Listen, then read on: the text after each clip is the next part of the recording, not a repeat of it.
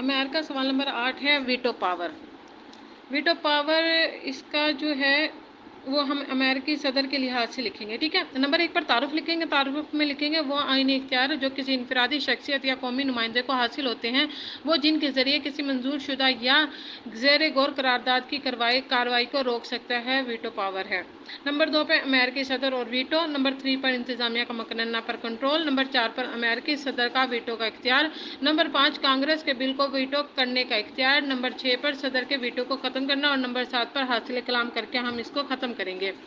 हासिल कलाम में लिखेंगे वीटो वो इख्तियार होता है जो सदर मुमलिकत को अमेरिका का आइन देता है। सदर जिस कानून को मंजूर करके कानून नया बना भी सकता है और वीटो भी कर सकता है, यानी कि उसे रोक भी सकता है।